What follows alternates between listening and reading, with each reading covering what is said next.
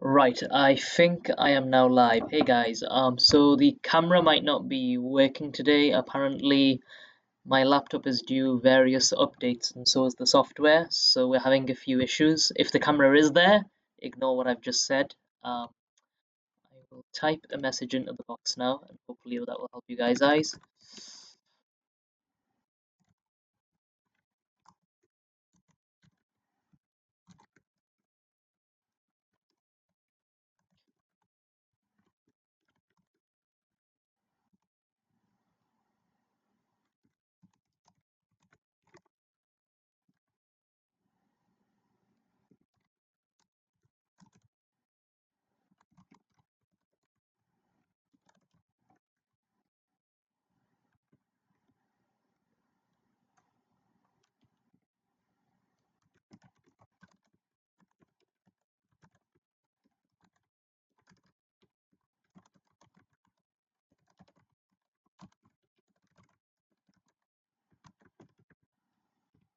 Right, guys. So today we're going to be talking about health. That's going to be our topic of the week. So we're going to go through various information and worksheets, and once we have done that, we will have a little quiz at the end to solidify some learning. And if there's anything you're unsure about, we can obviously discuss that in more detail. So as usual, I am going to give everyone a few minutes to join, and approximately at 5 plus 5 we will begin. So for now, just chill out, I guess.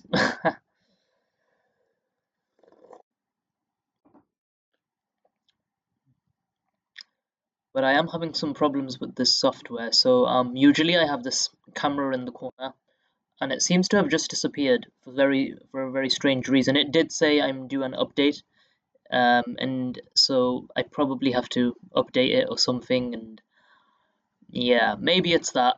I mean, I'll try restarting the software and see if that helps. But I mean, ignore this if the camera is showing for you guys. In fact, do let me know in the chat box if you can see me or not, because yeah, very strange. At the very least, I can hope you guys can hear me, because if you can't hear me, this will be very problematic. In fact, I will put this into the chat box. Is the sound working? So if anyone can confirm whether the sound is working or not due to these technical errors, that would be fantastic.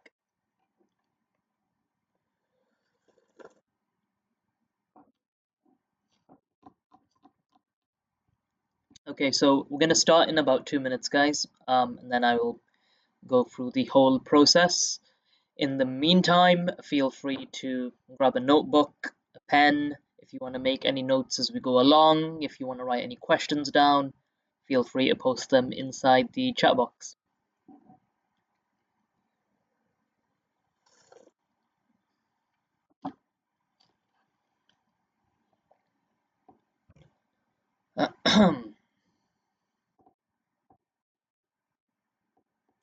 Yes, it does. Okay, that's fantastic. And nice to meet you, Aptukar. Hello, hope you are well. Is the video working as well? So there should be a picture of me in the corner. Is the video working for you? No problem if it's not. We are having some technical issues, so I'm going to begin in about 1 minute.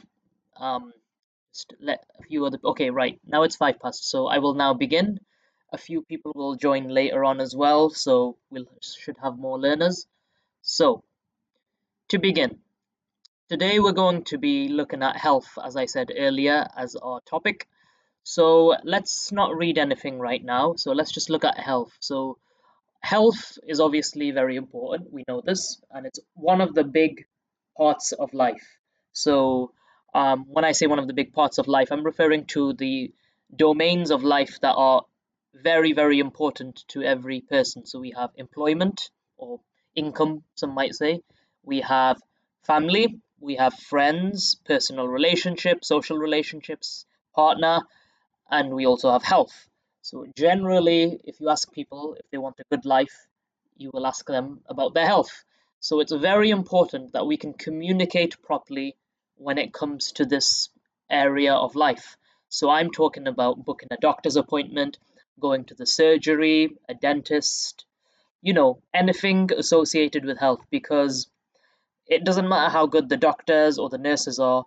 Sometimes, if you can't communicate your idea, you will not get the correct help. So it's very, very important. So as I said, in this worksheet, we are going to go through some very useful words and phrases, and I will explain what they are. If you have any questions, put them down in the box. I shall answer them as soon as possible. And then after we have completed this worksheet, we will have a quiz at the end, okay? Okay, so the video is not working today, okay? That is a shame. But I will hopefully fix that by next week. But yeah, thank you for letting me know. Okay, so let's just begin with the side on the left. So number one, useful words and phrases. So obviously we have some very common words and phrases here. We have a cold, the flu, a fever, a cough, a burn, a head, a tooth, a back, a heart, a stomach, an ear, a sore throat, insomnia. This you might have not be used to seeing this word. So insomnia, when someone says insomnia, they are just referring to a condition where someone cannot sleep for very well. They cannot sleep due to various reasons. So they will say you have insomnia. That's what they mean by that. Insect bite, infection, high blood pressure, chills, capsules, pain, a running nose, a bruise, a sprain. So these are some very useful words that describe many conditions, okay? We have more phrases. So twist ankle.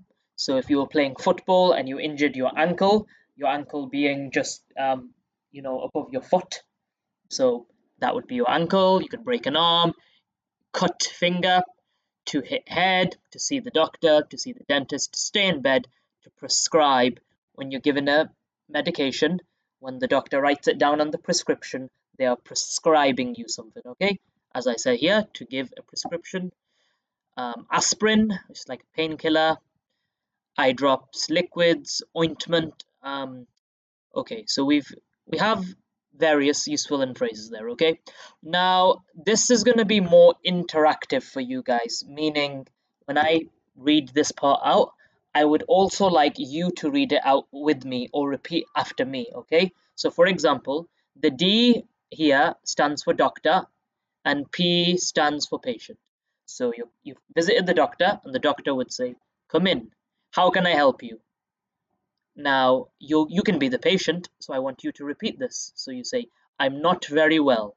I've got a headache all the time and cough." So I've obviously meaning I have, and the doctor then says yes. And then you say, "I feel awful." So the word awful just meaning very bad, your condition is bad. So you can just say, "I feel awful." The doctor now talks. "Okay, I'll have a look at you. Take off your shirt." You say, "Right. And put this in your mouth. I want to see if you got any temperature." "Okay, let's see. 38 degrees. That's quite high." Then you say, "What's wrong with me?" "It's flu, I think." "Oh, I worried." So it should be, "I am worried." "There is nothing to worry about. Now you need to stay in bed. You should take some paracetamol. I'll give you a prescription. You need lots of vitamin C." Then the patient says, "No antibiotics?" with a question mark. So they're saying, implying that don't I need any antibiotics? That's what they mean when they say this. It's another way of saying. Um, okay. So then the doctor says, "No, no, you'll have to come again in 5 days. And now I'll give you a letter for your work." "All right, thanks." So that's how a basic conversation might go by in the doctor.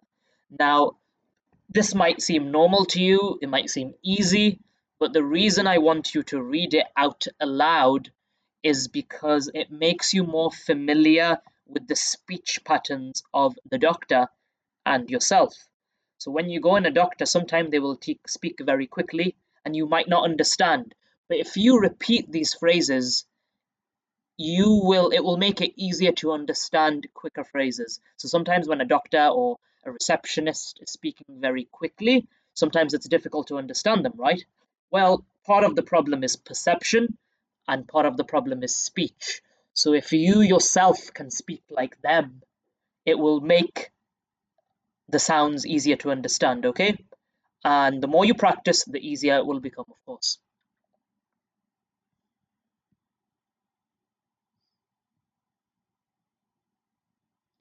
So next we have friend's advice.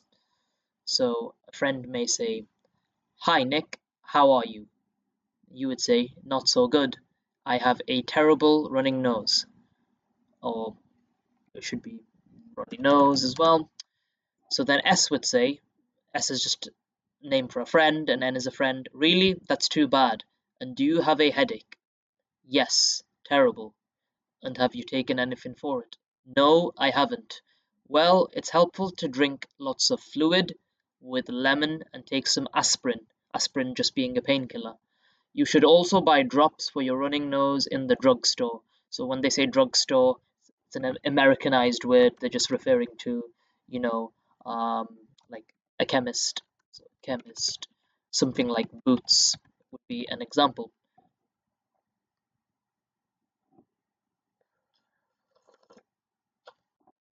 So again, if you're in the drugstore, so if you're in a place like Boots, another word, as I said, is a chemist.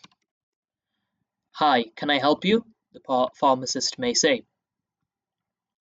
Um, then Mrs. Green, the patient, will say, "Yes, please. Could I have something for a cough?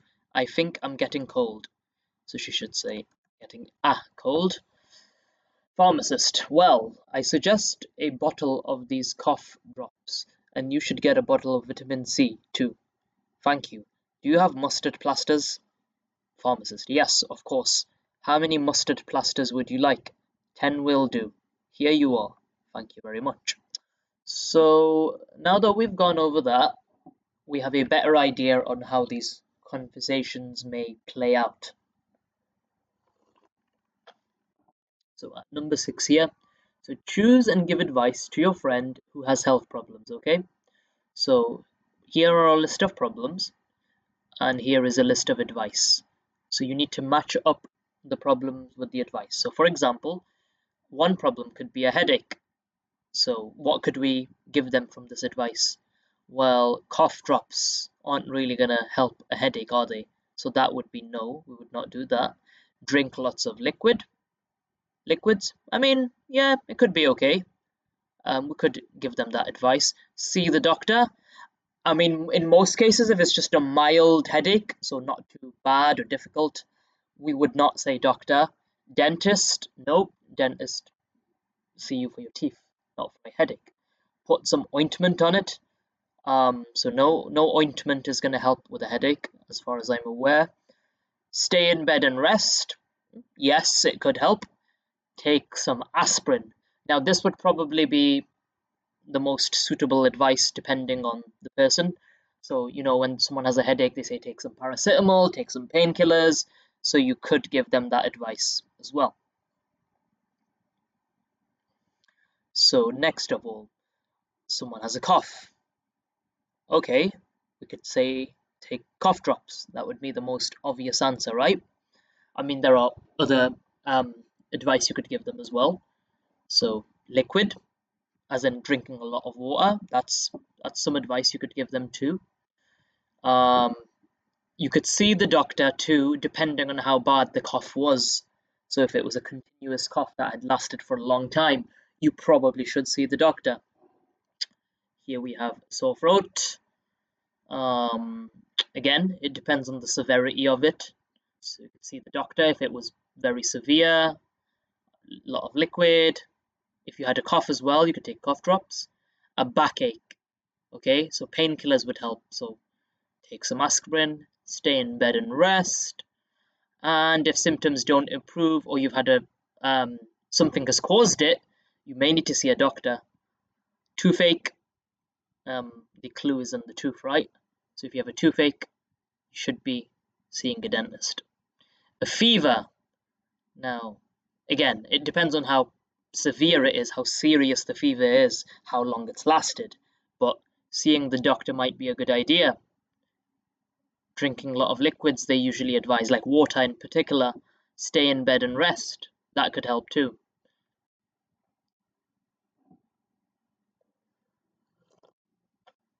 Okay, so we have an insomnia. So again, remember what I said about insomnia, a condition where you struggle to sleep at night. So what advice could help with that? Well, if it's a long-term problem, seeing the doctor is the most obvious one. Um, Stay in bed and rest. I mean, that's quite contradictory to not being able to sleep, but yes, you should try to rest, even if you have insomnia, as weird as that sounds. And finally, a cold. Again, liquid, a lot of rest, and if it doesn't improve, see the doctor. Oh, bless me. Excuse me. Hmm. Oh, maybe I'm getting a cold. Just kidding. Okay, so now we're going to move on to our worksheet. So we have a good idea about a lot of language that is used in the health area. So when you go to a doctor's appointment, you see a dentist, you go to Boots, this is a lot of the language that they will be using. So it's good to be familiar with a lot of these terms, okay? So now we're going to be looking at our quiz. Remember guys, any questions, do pop them into the chat box. Okay, so we're going to test some knowledge now. We'll zoom in a little bit. So number one, what do you call a pain in the head or neck? What do we call it? A headache, B, a bad head, or C, a hitch? What would be the medical definition?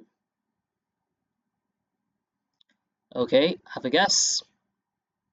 Write down your answer on a piece of paper or in the chat box. Yes, I do encourage you to type in the chat box if you may. So the answer would probably be headache. I mean, there's going to be an answer sheet at the end, but I'm fairly sure it is headache.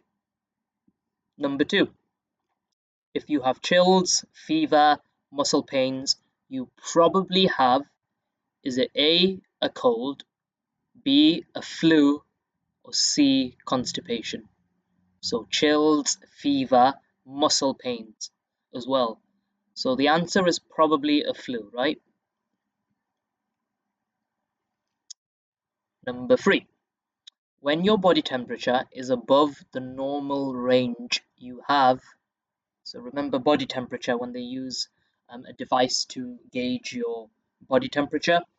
Um, if it's above the normal recommended range, would it be a fever, a cough, or a sore throat? Well, it's not going to be a cough, right? No one's coughing here, so it's not that. Probably not a sore throat either. So the answer is fever. Number four, if you eat contaminated food, you are suffering from A, fatigue. So fatigue meaning when you're very tired, you have fatigue, okay? Diarrhea or food poisoning. Which one do you think it is? Okay, so for number four, the answer would be C. Very good, well done. And what do we have for number five? What do you call a pain in the ear? So you have a pain in the ear, okay? What do we call it? What is the medical definition for it? Is it A, deafness, B, earache, or C, bad earring? So that's number five. Is it A, B, or C for number five? Have a guess.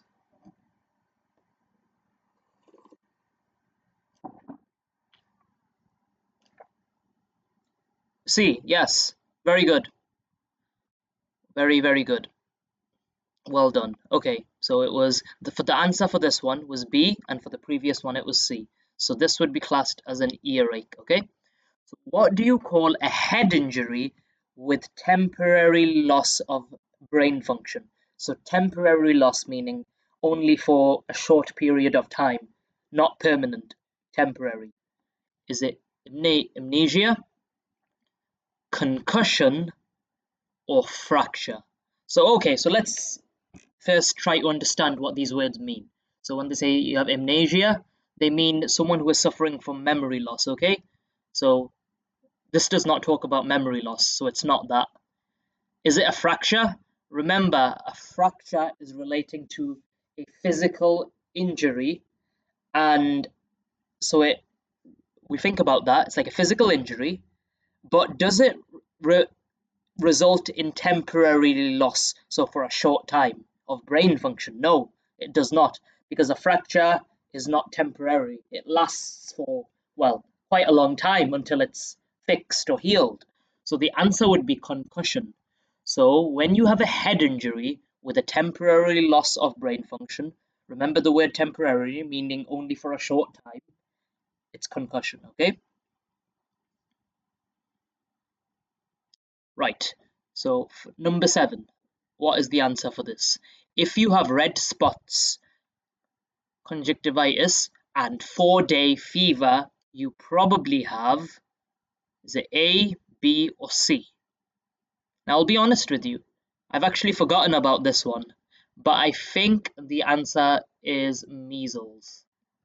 But we're going to find out soon, near the end. In fact, I shall check now. Let's see, number 7 was measles. Yes, that was correct. Okay, so number 8. If you have a throat inflammation, you have do we call it a throat ache? Do we call it sore throat? Or do we call it a rash? Number 8. Is it A, B, or C?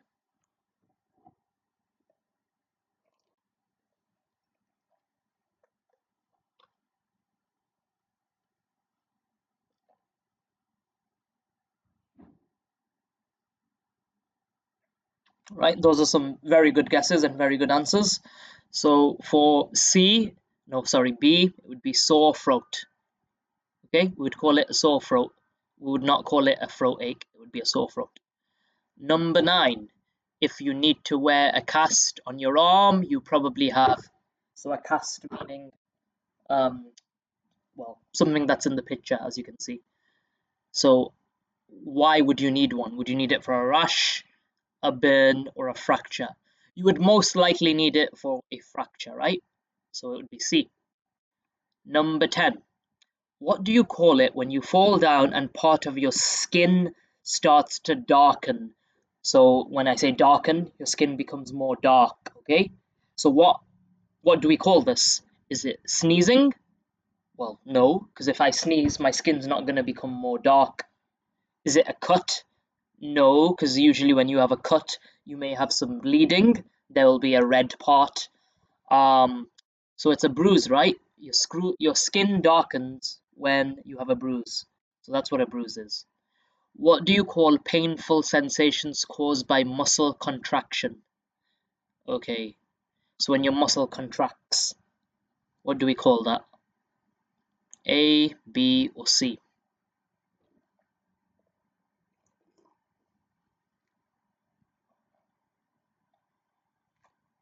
Okay, so the answer for that is cramps. So it's like a physical um, condition. So when you see a lot of footballers, have you ever watched football? So when you watch football, a lot of the players have cramp when they have played for a long time, and then they fall onto the floor and have a rest for 5 or 10 minutes because um there's painful sensation caused by muscle contraction. They've been using their muscles, you know, too much, and the body cannot handle it, so they have cramp. That's what we call that. What do you call it when a person has difficulty sleeping, falling asleep? Do we call it insomnia? Do we call it hiccups? Or do we call it hysteria? What do we call that? Okay, so again, let's think about what these words mean first. So hiccups, when you have a hiccup, you're like, That was a really bad hiccup impersonation, but it looks like that when you have a hiccup, right? Hysteria, you might have heard this word before. So when people overreact to something, there's a problem somewhere, and people are causing hysteria around it. They are overreacting to a situation, okay? And their response to that is sometimes not logical at all. So we would call that hysteria. So that has nothing to do with sleeping. So the answer would be insomnia. So that is the condition of being unable to fall asleep. Okay? Insomnia or difficulty sleeping.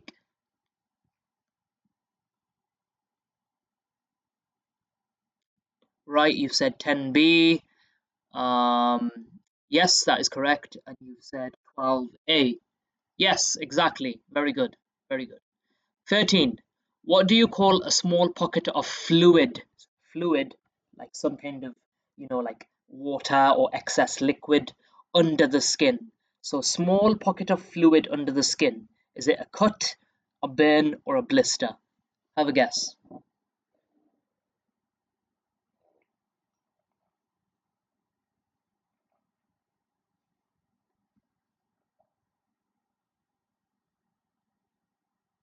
Okay, so the answer would be C, a blister.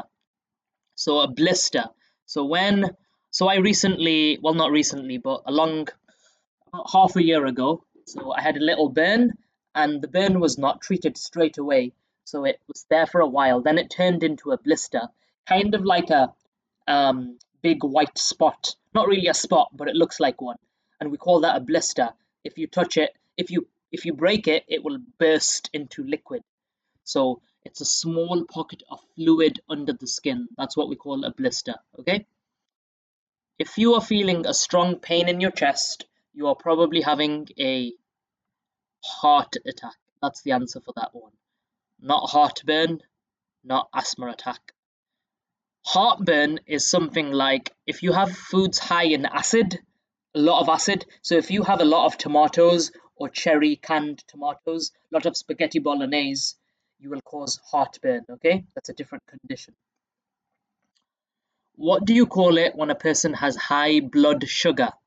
Do we call that diabetes, insulin, or high blood pressure? What do we call that? Remember, the key word is sugar. So the answer would be, have a guess.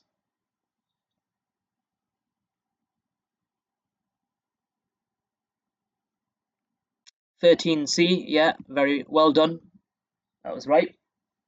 Okay, so 15, it was diabetes for A.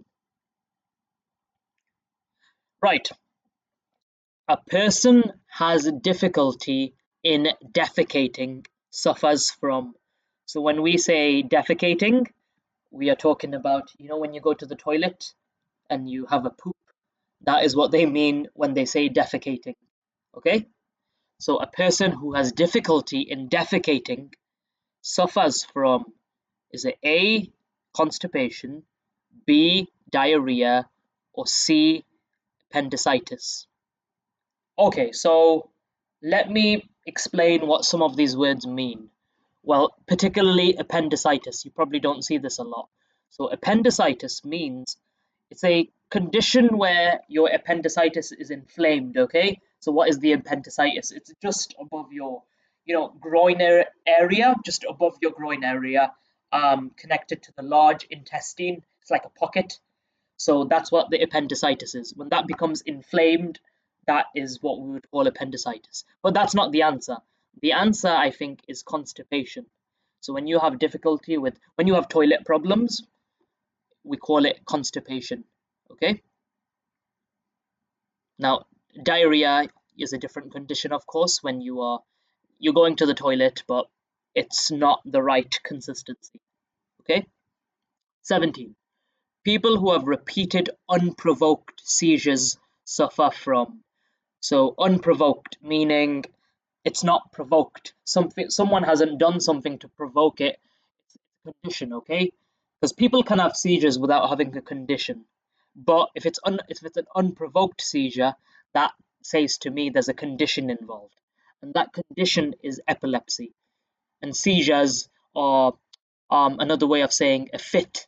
When you say someone is having a fit, so if you see them falling down and suffering from convulsions and um, that kind of thing, you may say they have a seizure. So the condition for that is called epilepsy. Okay. 18. By the way, when we hear acne, this word here, it's when a lot of people, when someone has a lot of spots on their face, spots, red spots, or um, scars or inflammation, we can call that condition acne. 18. What do you call the shedding of dead skins from the scalp? Okay, so when they say shedding, they mean something falling off. Okay, so on your scalp, something is falling off. That's what they mean when they say shedding of dead skin. So, dead skin that is no longer alive, and it's falling from the scalp. What do we call that? So it's not blood, because we're not talking about blood. So it's not bleed. It's not sunburn, because sunburn is you reacting to the sun and your skin burning. It's not that. So the answer is dandruff. Okay, the white thing that falls off your head sometimes. If you ever seen anyone with that, it's called dandruff. Number 19. What do you call the symptoms that follow heavy alcohol consumption? Okay, so let's say you have drank a lot of alcohol. The next day you will be sick. You might not feel well. You will be tired. You will feel very bad. What is that condition called? Is it a nosebleed? Is it B, a hangover? Or is it C, a runny nose? Have a guess.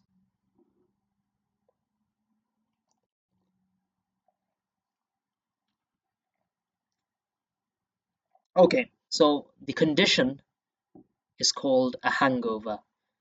So if someone has drank too much alcohol and then the next day they have health problems because of that, it's a hangover. What do you call an injury to ligaments caused by overstretching them? Okay, it's a sprain, I think. 21. What do you call a chronic inflammatory disease of the airways? I've actually forgotten about this, but I think it's bronchitis, but I will double check that right now. 21. No, it's asthma. Oh, my bad. Right.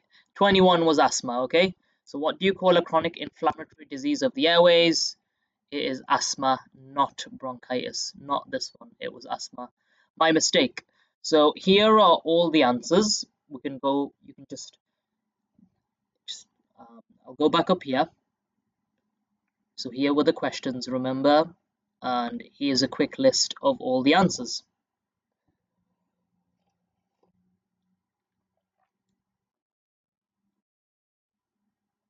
So yeah, everything seems to be correct. Well done on today's session. So we still have a few minutes left. So if you have any questions about anything, about the health, about any vocabulary, any questions about anything, if you can just put a message in the chat box, that would be fine. Okay, I'm just gonna go back to the earlier part of the session. So if anyone missed it or they came in late, remember you can go back after this is finished. You can go back and watch this again from the start, so you can cover anything that you've missed. So don't worry about that. So at the start of the session, I went through this worksheet, and this worksheet was important because it had some very useful words and phrases that you could use when you go to the doctor or when you go to the chemist or talking about health or booking a doctor's appointment for yourself, for your children. So it's a very useful worksheet to talk about, okay? Definitely look through this worksheet in the future.